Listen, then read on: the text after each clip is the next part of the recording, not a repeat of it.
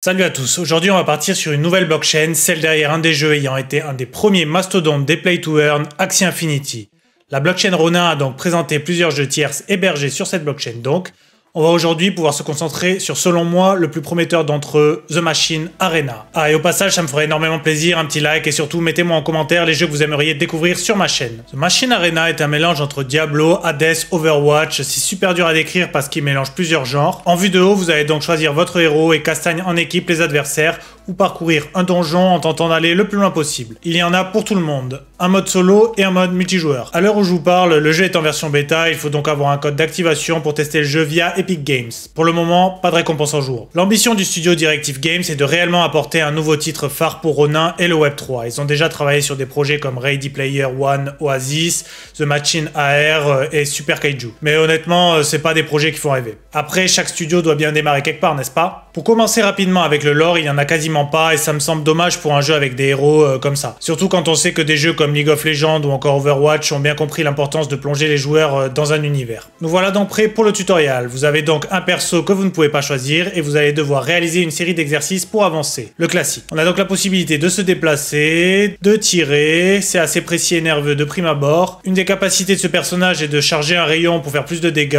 Une de ses autres capacités est de lancer une série de missiles et son outil est de lancer une frappe aérienne surpuissante. Voilà, globalement on n'apprend pas grand chose de plus dans le tuto à part poser une bombe et la désamorcer ou encore comment pousser un payload. Maintenant qu'on est bien chaud, on va pouvoir se lancer dans le mode solo sobrement intitulé Death Run. C'est le seul mode solo pour le moment. Le principe est donc d'aller le plus loin possible en traversant diverses salles remplies de vilains voulant tout simplement m'anéantir. On peut voir l'évolution des salles tout en haut de l'écran, chaque pièce traversée devient rouge et vous rapproche du boss. Chaque pièce est donc remplie de PNJ aléatoires, plus vous avancez dans les pièces, plus la difficulté s'accentue. Vous avez la possibilité de quitter le donjon avant la fin à certains moments, je suppose que cet aspect aura son importance au moment du lancement du Earn. Au fil des salles, vous gagnez des crédits que vous allez pouvoir dépenser pour améliorer votre personnage, la puissance des armes, la vitesse de mouvement, la jauge de santé, etc. peuvent ainsi être améliorés en fonction de votre stratégie de jeu pour atteindre le niveau final. Vous allez également pouvoir obtenir de précieuses compétences pour vous aider à avancer. Dans mes runs, j'ai par exemple une petite tourelle automatique, une pluie de missiles ou une grenade incendiaire pour enflammer une zone. Je suis deg, des 2-3 runs que j'ai faites, je n'ai pas réussi à atteindre le boss, donc je ne peux pas vous le montrer. C'est un peu dur, mais pas trop non plus, il y a pas mal de petites trousses de soins pour vous soigner durant le parcours. J'en ai pas parlé, mais vous pouvez choisir votre propre chemin en fonction de l'élément que vous voulez dans la prochaine pièce.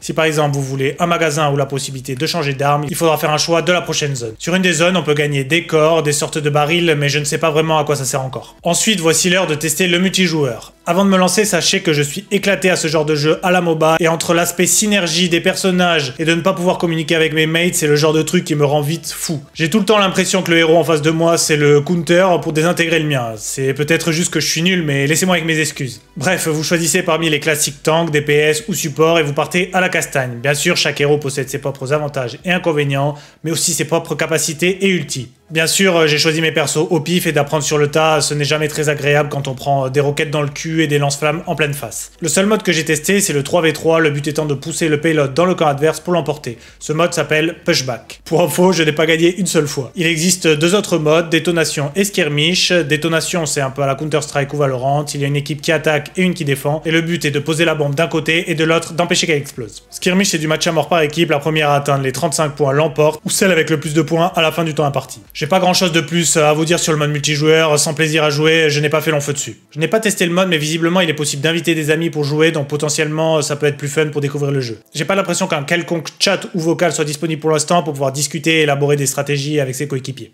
Globalement, The Machine Arena est assez qualitatif pour l'instant, c'est plutôt beau avec un gameplay plutôt nerveux. Je ne peux pas vraiment dénoncer des personnages déséquilibrés parce que c'est extrêmement dur à juger. J'ai bien kiffé jouer sur le mode solo, par contre le multijoueur c'est clairement pas pour moi. Ceci dit, c'est plutôt pas mal pour un jeu Web3, mais ça ne révolutionne pas vraiment le genre avec que des modes de jeu déjà vus. D'autant plus que le lore est inexistant, bien que les héros soient plutôt cool, donc ça va être compliqué d'investir le joueur sur le jeu. Selon moi aussi, ils font un poil caca culotte sur l'aspect Web3, parce qu'à part le Connect Wallet en haut à droite, impossible de savoir que c'est un jeu utilisant la blockchain.